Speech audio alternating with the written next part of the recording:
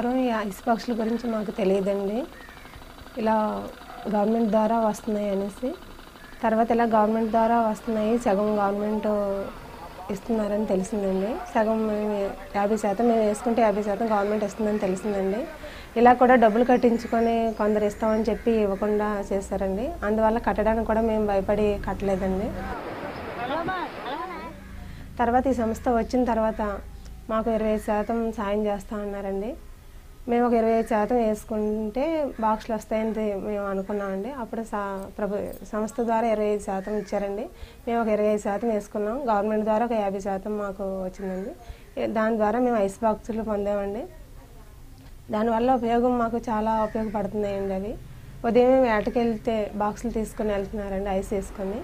చేపలు పడితే దాంట్లో వేసుకొని నైట్ ఇంటికి తిరిగి పట్టుకొస్తున్నారండి.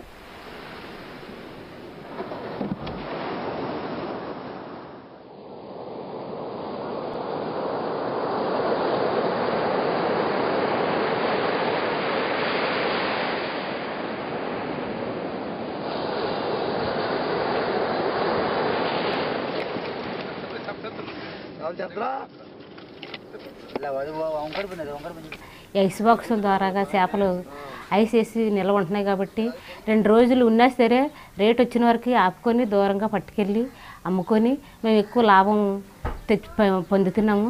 ఇది వరకే అయితే చేపలు పాడైపోయి కాబట్టి వెంటనే అమ్మేసుకొని తక్కువ రేటుకి ఇచ్చేసుకుంటే వాళ్ళు. ఇప్పుడు ఏముందండి, మేము ఏటకి వెళ్తున్నాం. ఏటకి వెళ్ళి వచ్చిన తర్వాత ఆ చేపలు తెచ్చి మా ఆవిడకి ఇస్తున్నాం.